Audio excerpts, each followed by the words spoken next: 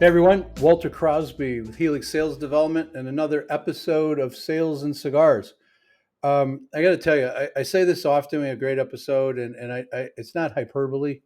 One of the most interesting guys I've ever spoken to, Chris Beall from Connect and Sell and many other little endeavors. Um, just a great guy. We must have spoken for an hour and a half. We captured 20 minutes or so on the recording. Just a just a great guy, interesting, funny, has lived a life. Great product, connect and sell. If you're not using it and you're in sales, I think you're making a mistake. We talk a little bit about how you can access it. They do something called a test drive, and if you organize that well, you can get your whole team to take it for a test drive for a day. And there are companies that take this free opportunity and throw millions of dollars into their pipeline from that test drive. So they're hooked. Um, you got to listen to the episode, but I think you really got to go take a look at Connect and Sell, the flight school that we talk about. Another great opportunity to run reps through to really understand how to be effective, have a good time with making cold calls and having these conversations. Just I'm really excited that you have a chance to listen to the conversation with Chris. So thank you and enjoy. Go grab a cigar, go grab a cocktail because we were both drinking rye. He was drinking a High West rye, and I was drinking Whistle Pig 12-year-old, and it was just kind of fortuitous. So it's got a great story about cigars. Strap in and take a listen. Thanks. So, Chris, welcome to Sales and Cigars. I appreciate you taking some time out of your busy schedule to join us. Hey, Walter, thanks so much. When I found out there were cigars involved, that was good. When I found out there was whiskey involved, I was in. Yeah, before we started, you held up a bottle. You still got that bottle handy? The bottle's right here. This is something I was turned on to. The High West Double Rye comes out of Utah, and I was turned on to it by a neighbor in Port Townsend, some Utahns who have come to Washington State, where you can actually buy alcohol without the extra effort. Mm. And I was kind of skeptical, but I like the spicy little beast. It's I'm a big single malt drinker, but I go for this. This is the High West in a Norland glass. So it's got a little spice to it. That's Mhm. interesting. I noticed the bottle was on more on the empty side than on the full side. So you've been Is that correct? Let's take a look. Oh yeah. Well, yesterday it was different. It was fuller yesterday. well, that's takes you a couple of days to work through a bottle. That's fine. There's nothing That's the wrong way with it that. should. I respect that. So what I'd like to do is just I think everybody on the planet in this country at least knows about Connect and Sell, but I'd like you to chat a little bit about that, and then the I'd like to transition towards the flight school that you've created. I think that technology is something that will. Well, let's just go have a conversation about the company and what you're doing and what you want to do. Sure. I mean, Connected Cell's been around for a while, 15 years. It's not something I came up with. I stumbled onto it 11 years ago. I joined the company 5 minutes after meeting Sean McLaren, the CEO founder. I just told him I'm in. He says, "What does that mean?" I said, "I'm working for you now." He says, "What if I'm not hiring?" I said, "Sean, this is America. It's a free country. I can work for you." It's kind of up to you what you want to do about that. I advise you pay me because I really think that stabilizes the employer-employee relationship.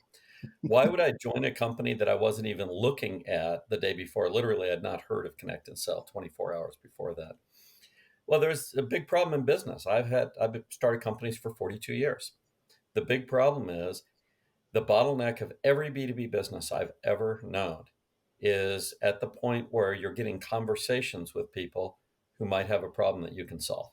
And if you can double the flow rate of conversations, you'll increase your revenue. It shows it's the constraint of the whole business. Pretty simple. Yeah. So you have a single constraint, and here's a guy telling me that he can not just double, he can take the flow rate of conversations that are the thing you need to get meetings up by a factor of 10 and make it fun. And when you combine that, like, does anybody think cold calling is fun? No. But think about it. Every salesperson actually thinks cold conversations are fun, just not the calling part. It's kind of weird. If you get them into conversations, they have a different mindset. So Connect and Sell is just about being able to push a button, have a conversation with somebody on your list. Takes 3 or 4 minutes, during which time you could do this if you Absolutely. want. Or you could have a cup of coffee, or you could pet your cat, or you could send that special follow-up email you've been dreaming so much about, Smoke a cigar and have some whiskey, all while you're waiting. all while you're waiting. So it's all about push a button, wait, bloop, goes a little tone in your ear, pops up on the screen. It's all instant, shows you who you're talking with, what you're talking with them about, and for the person you're calling, it is a perfectly normal conversation. It's normally used to call senior people. It ain't cheap. That's why. I Hmm. kind of like that it ain't cheap for a whole bunch of reasons, and that it keeps the riffraff out for one thing. And kind of simplifies the problem. Let's talk to people.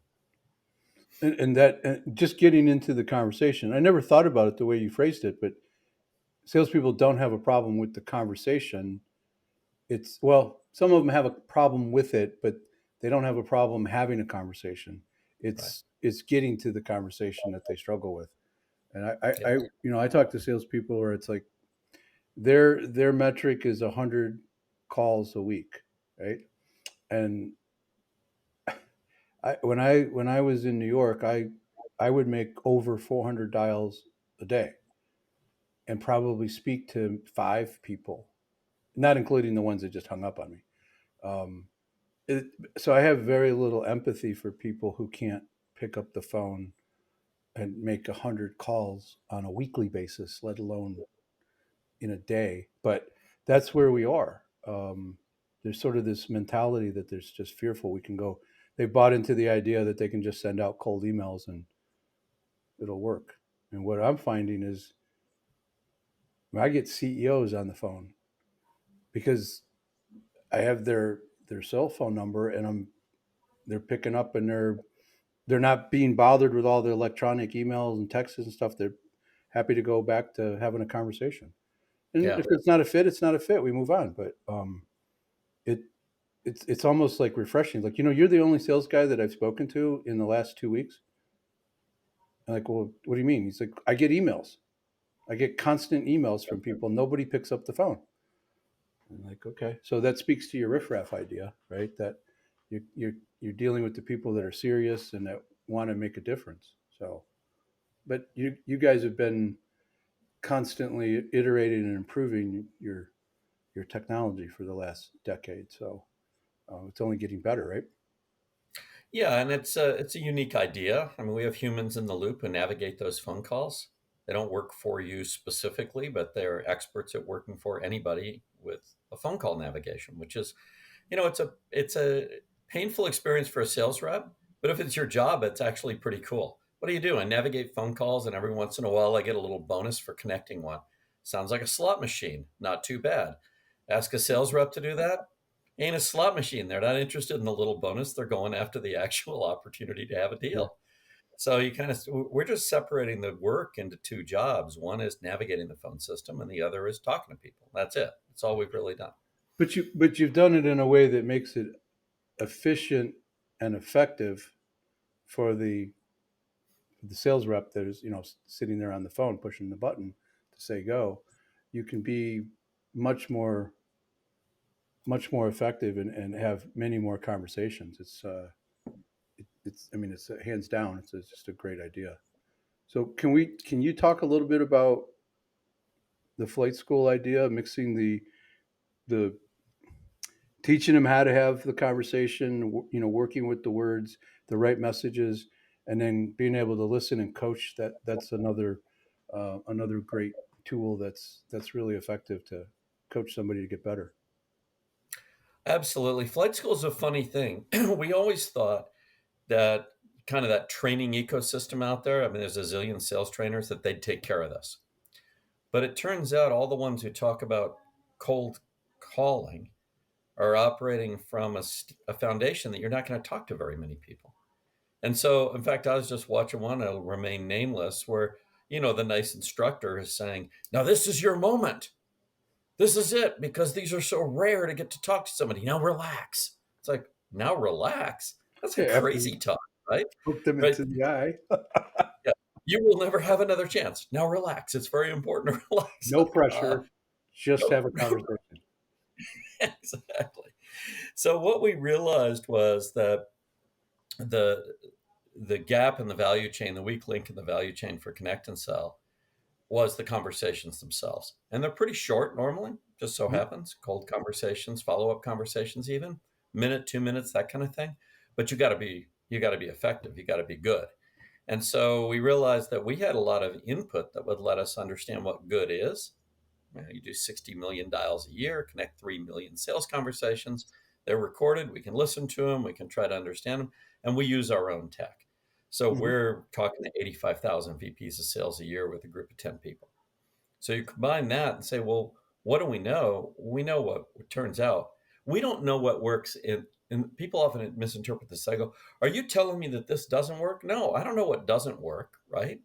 I don't know what doesn't work in the world, but I do know that there is a psychological kind of emotional journey you can take somebody on when you ambush them. And it's helpful to them and it works. You take them from their fear of you as the invisible stranger that they are afraid of because they made a mistake, their motivation to get off this call with their self image intact. And in 7 seconds, you can manufacture trust with that person 100% of the time. But you got to know how to do it. And then Right, once the you get right words. trust, the right words and the right tone and the right voice and the right attitude, frankly, inside yourself. And we start with the words and then we teach the tone and then we say, here's what you have to believe. Right? That's kind of it. So flight school evolved. Actually, didn't even evolve. It was an accident. We were trying to help out this company down in San Antonio that was in trouble. And their CEO asked me whether we could do something special. And I said, we never do anything special. Like we're Connect and Sell. Everything, there's no discounting. There's no nothing here. It's like we are selling gold bars and we sell them at the price of gold bars. We don't like go, hey, I'd like you a lot. Here's some free gold, right? Right. But this was a bunch of jobs for a bunch of people.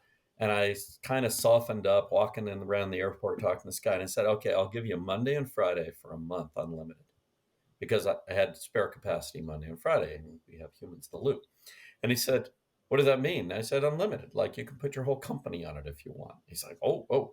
And then we realized, oh, we better train them because if they're going to have to do it all on Monday and Friday, they better be good. So we would use Friday for the training and then Monday for the calling. Now, the training, why not set meetings? Why not make money? So it was a training in the form of blitz and coach. Well, do we want to train the whole conversation? Now, I'm an old educator by background. So I have a weird background, physics, math, education. What And I part? knew you. At what level of education? I'm going to interrupt you because I'm curious. High school, So college. I was a high school physics teacher. Okay, That's a Yeah, tough room. that's a very interesting crowd. And my peeps, my Yeah. peeps for sure. So we said, well, let's break it down. And since we have a month, this is where coincidence and design sometimes come together. We had a month. Well, let's break it down into 4 Fridays. Well, what are we going to do on the first one? Let's teach and coach the first 7 seconds of the conversation, the part that builds trust. What are we going to do in the second 2 hours that we were doing? Because it was intensive coaching. Every conversation, boom, boom, boom. Well, let's coach that next part where you have something to do with curiosity and you're trying to get them to kind of be curious about what your offering is. So they might take the meeting. Well, what about the third one? And we got this wrong. We thought the third one was what we call, landing the airplane, asking for the meeting. And then the fourth session was about handling objections. We realized that the students become objection bound, so to speak, after the first two, because they've now heard the standard cold conversation objections. So we moved it around. So now it's takeoff, first 7 seconds, free flight, getting to where you're going, handling turbulence, all the objections, Hmm. and landing the airplane. And that's why we call it flight school. I love it. I mean, it's a great metaphor, um, and you're giving them the tools that they actually need to complete that part of the sales cycle. To get the meeting, to get the Right. interest, to get the curiosity. But are you using Are you using AI in the recordings, or is it recording and just letting them hear themselves and then coaching them on what they could have or should have done? Coaching is live in flight school. They'll finish a conversation. The coach is listening. Our technology lets a coach bounce and listen from one to another. The math works out. If you have a flight school with 15 people in it, the coach can listen to most conversations while they're happening. And the coach is only listening to the first 7 seconds for the first day in the first time. So it's pretty efficient. Once you've heard the first 7 seconds, it's like that either needs improvement or it doesn't. If it doesn't, boom, great job. If it does, quick whisper intervention. Hey, your voice went up when you said, I know I'm an interruption. You didn't say that. You said, I know I'm an interruption. You're doomed. You're dead at that point. Next time, have your voice go down on the word interruption. Leave them alone. So it's micro coaching. Same thing you would do if you were teaching somebody the golf swing. You can show them videos all day long of somebody else or They got themselves. to feel it. They But got the to feel problem it is, quick. yeah, the muscle feelings don't last that long. They fade away. And you got to get in there while that feeling is still there. So the coach is on, very nice to them. Nobody's being beaten up, but you're getting intensively coached for 2 hours in that first 7 seconds, but you're executing the whole thing. And by the way, you're making money. Yeah, This isn't like, that's the aside. It's almost a throwaway, but yeah, you're making money along the way. it's not a bad idea. That's it's a brilliant. So it happened as a happy accident of you having a weak moment walking around an airport with a client saying, "We need this extra help," and you turn Mhm. it into like another little. Can we call it a sideline business or It's the key to augmentation? our whole business. It's the key to our entire business at this point, in my view. So what we have really learned is we've always known there's three things, right? There's the rep themselves, their delivery, there's the list, and then there's the message. What we didn't understand was nobody was going to take care of the message and nobody was going to take care of the tone for the rep at this level of detail, millisecond by millisecond. Nobody was No, going to do that. We didn't know that. nobody's doing that to that degree. I mean, you know, we do training and we break into pieces, but we don't get into that nuance. I'm ashamed to say we don't get into that nuance of that making that call because that's it's not what we're focusing on. But that's a it. The nuances is what makes the difference. It's what gets you over the edge. Those little But things. yeah, it's like the difference between having a model airplane and having a real airplane, right? Model airplane, you can do anything you want with. We got the engine. We can actually fly. It's all without the engine, without connect and sell engine itself. Without it, I mean, you mentioned $400 a day, which is awesome, right? My reps don't work very hard. They run at about $1,300, $1,400 a day, and they talk to 40 people, 40 decision makers, casually every day, each. That's not that. What do they do? They actually push a button. It totals up to 40 times. If somebody said, push this button 40 times, you'd be done in a minute. Hmm. So they do 1 minute's worth of work. It's You know, the way you describe it. It's just a dumb thing if somebody's making outbound and it's a big part of their world and they're not doing it. And it's a dumb thing if they're not involved with your flight school to help them make everything else. But all that does is just go from what 10 times to your effectiveness goes up. With even if you yeah, just have that more conversations, your win rate is going to double. Even if it went up yeah. 50%, that's huge. So I have another question as it relates to your experience. You're a worldly guy. You've been around the block, um, and you're. I'm just curious as to what you see the challenges are with a rep's mindset and the fear of this. I always look at it like they have a mobile phone and this annoying little app called the phone on their mobile device. You know what do you attribute that to, that fear or the mindset of like they don't want to pick it up and use it to make money. I mean, I come from a school that was all we had, frankly. That and going and knocking on doors and sending people Yeah. postcards, but that was the most efficient way. Reverse directory, even back, because that's how old I am. Um, so, I mean, do you have any thoughts around what that mindset issue is that needs to get cleared out and slapped out of their head? Yeah, I do, because I got a lot of experience in helping folks actually get over that thing. We're not in the call reluctance fixing business, really, but in a way we are, because we don't think calling makes any sense. We think cold calling now is so inefficient, you probably shouldn't do it. But if you had no choice, you would do it because at least you get some conversations. But if you're talking to 5 people a day and you could be talking to 40 or 50, well, first talk to 40 or 50. I mean, that's just pretty simple. A lot of the reluctance goes away when you realize conversations are abundant instead of scarce, because it's reluctance to waste your time right now. It wasn't back 25 years ago. I used to be able to call people on the phone. One of two things would happen 25 years ago. One, I'd get the person. Two, I'd get their admin, leave a message, and they would call me back. Right? All right, they get a little They would. piece of paper handed to them, it'd be on their desk, and they would return the phone Right. call. Right. And I've been a fairly senior executive for a long, long time, because when you build your own companies, you get to be the top guy, right? And I got a little stack of pink notes, and I was accountable to Kathy Cartwright, my admin, for calling those people back. And if I didn't call them back, and she'd say, "Hey, you want me to get so and so on the phone?"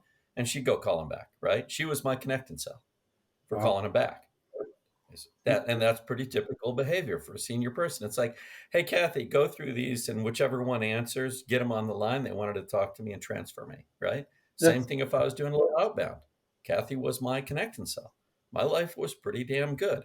mhm. So, then voicemail came along and became ubiquitous, and caller ID came along, became ubiquitous, and suddenly people are like, we go from 6 to 1, 4 to 1, 5 to 1, 6 to 1. We go to 20, 25, 30 to 1 conversations, one conversation for 30 dials, right? But they're not just dials. You're navigating phone systems, you're waiting, you're talking to gatekeepers, you're going to voicemail, blah, blah, blah. So the waste is factor number one. It's just kind of rational. Like, why would you do something that wasteful? And you have to focus on it while you're doing it. You can't, that IVR tree ain't going to navigate itself, right? You got to Mhm. do No, all this crap work, sure. which is you think of as best case $10 an hour work, and nobody in sales thinks of themselves as a $10 an hour person, right? So No. you're hiring yourself to do a job that you keep thinking could be done by somebody else, but who's going to do it? Well, that's what we do. Connect and Sell magically does that. That's only one factor, though. The other factor is there's always been an issue for everybody in that first, as they first are learning to use the phone, even back when you had abundance of conversations. And that issue has to do with when you ambush somebody on the phone, you're invisible to them and you're a stranger, and they're afraid of you. And nobody wants to be the person that somebody's afraid of. And we don't want to be the bad thing. When we're little kids, I got a little kid in the family now. So my fiance's got a granddaughter, which I will now claim as my own as soon as we're married. I got to read the prenup, make sure that's true. And, you know, I think I at least get some kind of Good rights. I get to access. You get visit her. some kind of visitation rights. I can be a bad influence, probably says that, right? And Chris can be bad influence, right? Right. As he was on very, very many people over time. And so this little kid is being raised by the most perfect parents on the face of the earth that I've ever seen. And the dad is a psychologist, therapist who works with children. So he's like awesome. But you know what? That little kid's starting to hear the word no every once in a while. And she'll hear the word no over and over and over and over and over, right? Will she ever be told to be the problem? Hmm. Ever? No. Nobody's ever going to tell her to be the problem. But when we call somebody and ambush them, guess what? We always act like their problem is their business problem. Their problem is us. Yeah. We are the problem. And In that that's the moment. strength we call. Cold conversation, our power comes from the fact that we are the problem. We can acknowledge that we are the problem. We can show this person we're competent to solve the problem. And they will listen to us as a simple trade. We offer to solve the problem. I'll go away. You have to say it right. And they'll listen because their problem is getting off this call with their self image intact. Mhm. That's it. If they were like my mom, they would simply hang up, but they would say, no, thank you, and hang up. Even my mother, who would look out into the desert and say plenty of room out there to bury a child. Even my mother, who would simply slam the door in the face of anybody who showed up at our house, always said, no, thank you. Yeah. That It's a generational self-image play. management is universal. So, that's why folks don't do it. It's just two things. One is it's wasteful and frustrating. And two is it's kind of like if you want to be a surgeon, you have to get over something. All human beings that we would like to be around, that we want to have go home to their families and go to church and be nice and all that kind of good stuff, they have an issue with the sight of blood. And they do not want to be the agency that causes blood to flow out of another person. As a surgeon, I got to do it. Mm-hmm. Going in to save your life, I got to cut on you. Now, how do I get there? Well, I start with cadavers, I work my way up. But if I can never get over fainting at the sight of blood, I don't care how skilled I am, how steady my hand is, what my knowledge of anatomy and medicine is, I cannot be a surgeon. Same thing in sales. If I can't get over the sight of blood, which is that feeling that I get when I cut into somebody, into their midbrain with 20,000 bits a second of fresh emotional information from my voice, I can't do the job.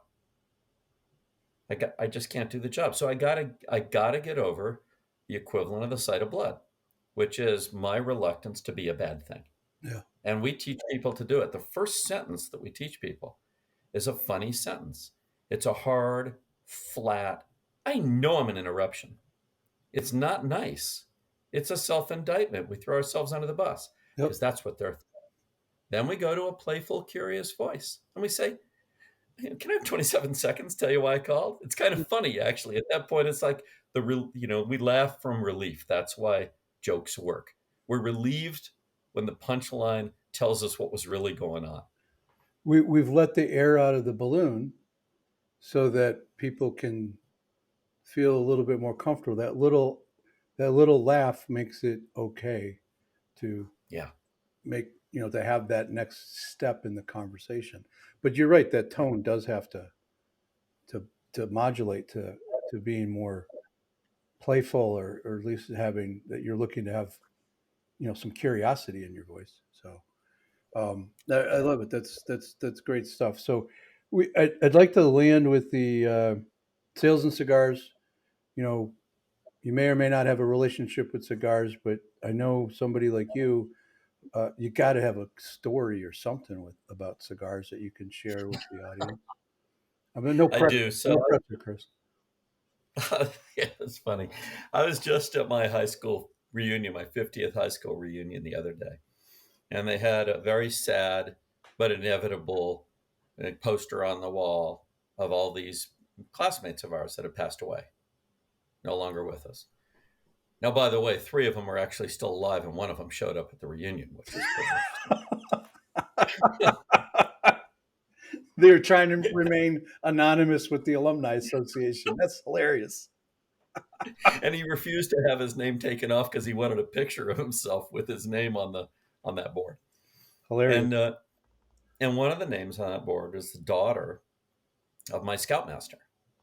And when I was 14, we went on a 3-week backpacking trip in the Sierra Nevada mountains. My Boy Scout troop. We're very outdoor oriented. Troop 3 weeks. 217. 3 weeks. 3 weeks. So it was 3 carries. We had food brought in every week, so we only had to carry 1 week. After that, I became a very serious mountaineer and used to do 6-week trips, 1 carry. Wow. That stuff's nasty. That's why I have 2 blown Achilles tendons. I had to be sewn back together. You want to go? That's going around the block right there when they start putting Sure. your Achilles back together. So anyway, the very first day we were in this place where there was this river, and it was like a snow melt swollen river coming down out of the Sierras. And my scoutmaster challenged us. This guy's a little crazy. He challenged anybody who wants to swim that river and can swim it back. When we get out of this place, we'll have a 6-pack of beer and a cigar. So I negotiated with him, and I said, that's BS. If I swim over there and swim back, I get it that you don't have any beer, but I know you have cigars. So Okay. I jumped in. I swam that cold river. I swam it back. I was probably 300 yards downstream by the time I managed to get back. Right. I'm naked. I'm shivering. I come back up the trail. I meet a couple of innocent hikers, right? Just like regular. We're no longer innocent at that time. One of them gives me a look, and I say, "Don't ask any questions. It will turn out to have been worth it." And they're going, "Worth what?" I said, "I'm going to go find out." So I went up there, sat down with Mr. Skiff, and we had a cigar and talked over the experience. That was my first cigar. Do you remember what kind of cigar it was? Just out of curiosity. I have, I have no idea. I wouldn't have recognized it. I wouldn't have known a Norland glass back then, or Sure. if the difference between the Macallan 12 and whatever it is that other people drink. Doers. Um, so I got a dumb question. He watches you jump into an icy cold river to swim across, knowing there's a bit of a current. Nobody walked along the shore to kind of keep an eye on you to make sure that you're on your own. This guy he'd had experience with me already. The year before, in the Sierras at a Boy Scout camp, I had fallen down a mountain, and I mean down a mountain, 800 feet, and got ripped up pretty bad. And we were out way away from folks. It took us 2.5 days to walk in. And this guy, he was such a character. I come down finally, I get rescued by the guys who are up there, and it takes a couple hours. And we get down to the bottom, and my hands all opened up, and I got a little skull fracture, and my left leg doesn't look good. And he just looks at me and goes, "Beal, what'd you do to yourself this time?" The empathy just kind of rolled right off of him. He would have made a heck of a cold caller. He's a pretty good engineer, but he would have made a heck of a cold caller. Well, that's a your teeth had to still be chattering. Did you cut the end of the cigar with your chattering teeth? It was a warm day. I laid out in the sun, didn't put anything on because I knew I needed all the sun I could get. Absolutely. Laid back, put my head on a little rock there as a pillow, and Smoke the cigar. coughed and snorted and did all the things you do when you first smoke a cigar and you don't know what the hell you're doing. So you're a teenager. Your first cigar. You're a teenager, freezing cold, just jumped up out of an icy river, naked, laying in the sun, smoking a cigar. I don't That's think it. anybody's going to top that story ever, as a cigar story goes. Um, I suspect there's some better ones out there, but that's mine. that's awesome. All right, Chris. We're going to have all your links and your websites and everything on in the show notes. Is there anything that is? What's the best way to get a hold of Chris or your people to engage with Connect and Sell and improve their success rates? Just Yeah, we reaching got a out to the little website. form on the website that says, free test drive. The fact is, we learned a long time ago that you just can't connect to sell to people by talking to them. You just can't because they just go, that can't happen, right? It's like selling jet air travel to somebody who owns a mule. Sure. Like, yeah, you mean my mule's going to jump off the ground and flap its legs? No, no, no. I guess, You're going to get off the mule and go get in a tube with wings. Trust me, it'll be great. yeah, it'll be fine. Nobody Don't worry. likes that. Yeah. Yeah, don't worry. So we got this thing called a test drive. It's full production, full day. Folks sometimes make a lot of money. Tony Safoyan, the CEO over at SATA, Google Cloud's #1 partner, in his podcast, I think it's episode 54 of his podcast, Cloud and Clear, I asked him a question as his guest. At minute 21, anybody wants to go find this. And I asked him, "Didn't you guys make some money in your connected cell test drive?" And his VP, Billy Franz, laughs and says, "Chris, we made tens of millions of dollars of pipeline that day in 3 hours." So it's an interesting experience. It's a little bit of a lottery ticket. You might do nothing other than experience a ton of conversations Hmm. and wonder why your reps are saying what they're saying. Or, every once in a while, mousetrap snaps and you make a bunch of money. But it's great fun. We do about 600 of them a year. They cost nothing. And that's my recommendation. If you want to get to know what we're doing, don't read about it. Don't think about it. Don't follow me on LinkedIn, although some people think that's fun. Don't even go to my podcast, Market Dominance Guys, unless you want some esoteric stuff. But try it. Try it with your team, full production. Get in the Ferrari, take it out on the F1 track. You're allowed to spin out a few times, and it'll be quite an experience. Love it. That's great. So we'll make sure we have that in the notes as well. So again, a lot of fun. We could do this for hours. guys can just have a conversation that goes forever, until that bottle gets empty, I would imagine. Uh, Let me. Oh, we're or still got mine. some. All right, Chris, I appreciate it. Thank you very much. And enjoy the weather out west. Thank you. Uh, Thanks so much, Walter. It's been absolutely grand. Made my day. Thank you.